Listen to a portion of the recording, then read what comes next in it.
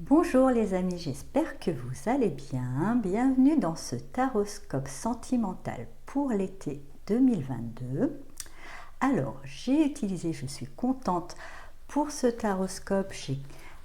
Pour faire les taroscopes sentimentaux, je me suis procuré l'oracle de l'amour par Astro Bohème, que je trouve fort adéquate justement parce que au-delà de parler de ce qui va arriver comme si on était des pantins et qu'on n'avait aucun pouvoir sur nos vies, il ramène un petit peu à qu'est-ce que fait travailler la relation en nous afin qu'on puisse, je dirais, affronter certaines choses ou sublimer d'autres et avoir des relations les plus harmonieuses possibles. Donc c'est un bel outil de travail et je suis ravie du coup de travailler avec lui pour ces taroscopes.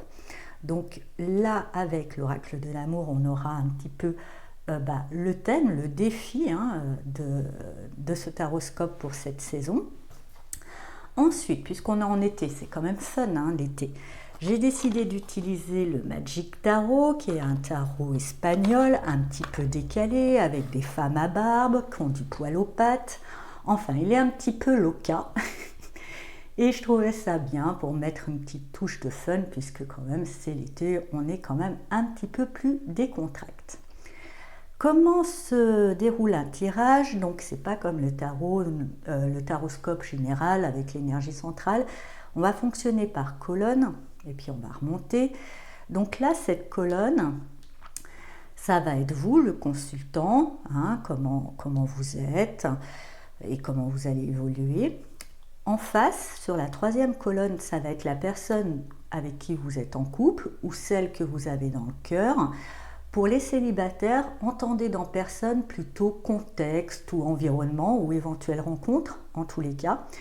Voilà, je ne vais pas faire à chaque fois un truc spécial en couple, spécial célibataire, mais je dirais essayer de transposer, quand je dirais personne, plutôt contexte, atmosphère, environnement.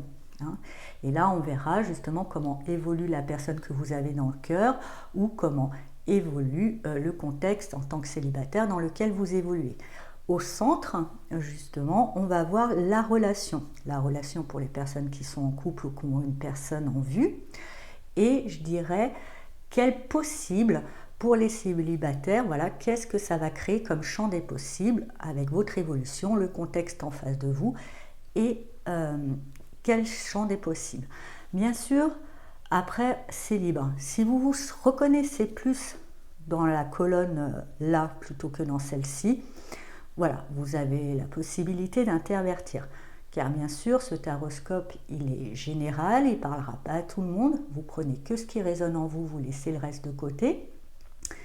Vous pouvez, pour plus d'informations, consulter votre signe ascendant et lunaire.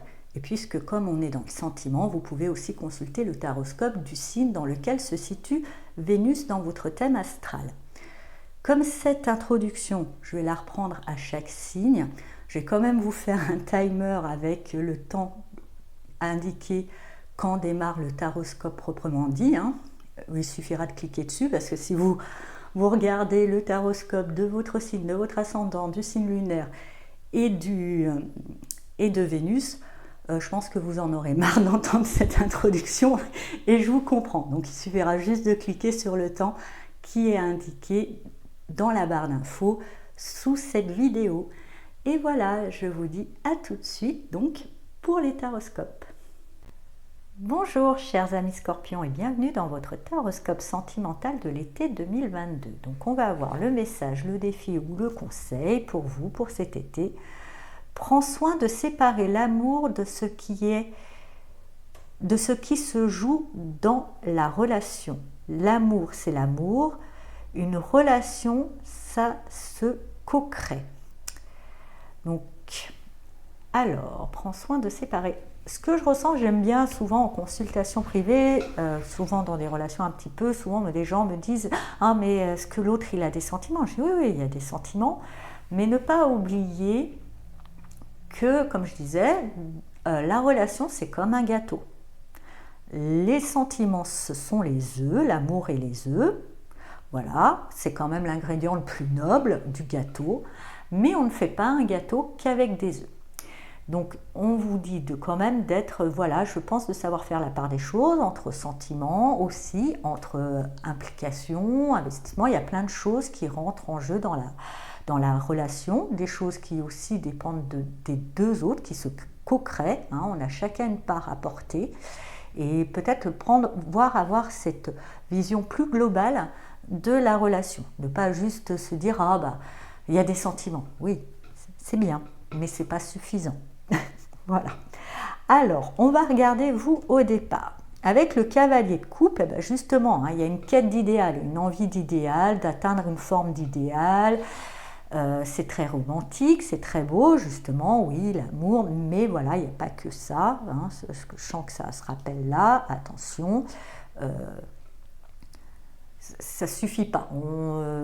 C'est dans les contes de fées ou dans les films guimauves qu'on vit d'amour et d'eau fraîche. Mais dans la réalité terrienne de cette planète, c'est pas tout à fait le cas et ne pas oublier où on vit. En face de vous, vous avez quelqu'un qui est peut-être un petit peu déprimé avec ce 5 de coupe. Quelqu'un qui sort peut-être d'une séparation qui a été difficile. Quelqu'un qui a du mal ou justement hein, qui s'éloigne de vous parce que vous avez un idéal qui n'est pas forcément cette personne. Il y a peut-être quelque chose, en tous les cas quelqu'un qui n'est pas bien dans sa peau, qui n'est pas bien dans ses émotions et c'est clair que même si cette personne éventuellement a des sentiments, comme j'aime le dire aussi des fois, oui cette personne vous aime mais elle vous aime mal parce qu'elle n'est pas en état de le faire bien aussi. Et ça, être lucide sur la façon d'aimer aussi. Aimer est une chose, la façon d'aimer aussi en est une autre. C'est comme marcher, parler, des fois on peut le faire bien, des fois on peut faire travers, et voilà. Ce qui fait du coup dans la relation, malgré tout, avec ce 10 de pentacle, malgré tout, je dis, elle est riche. Hein, je pense que c'est une relation longue où il y a quelque chose de thermique, il y a quelque chose quand même de solide, mais qui arrive, on est dans le 10, qui arrive un petit peu en fin de course. Hein. En fin de course. Alors après, fin de course, ça ne veut pas dire fin, point final. Ça peut être une fin d'une étape. Il y a une étape à franchir. On arrive à une fin d'une étape. Ça peut être souffrant pour l'autre, mais c'est aussi l'ouverture d'une nouvelle étape où justement on peut atteindre une forme d'idéal, ou éventuellement, bon, on voit, mais en tous les cas, c'est clair qu'on est sur la fin d'une étape. Mais une étape qui a été bien construite, qui est riche quand même. Peut-être que c'est pour ça que c'est difficile de s'en détacher. Ensuite, vous, avec la reine de bâton, mais vous, c'est bon, hein, vous avez cette envie d'idéal, oui, ok, c'est la fin de l'étape, vous accueillez ça plutôt bien, avec enthousiasme, confiance, assurance, vous y croyez, vous ne manquez pas d'enthousiasme sur la suite du moins. En face de vous, ça c'est pas fermé à cette évolution, mais ça va demander quand même un effort parce qu'il y a peut-être cet attachement, cette faiblesse émotionnelle, mais c'est pas fermé à cette idée de renouveau. Au contraire, ça demande un effort et qui pour moi un effort qui sera payant. Le 9 de bâton, souvent, ça n'a pas l'air évident, mais c'est pour la bonne cause. Déjà la sienne, hein. Déjà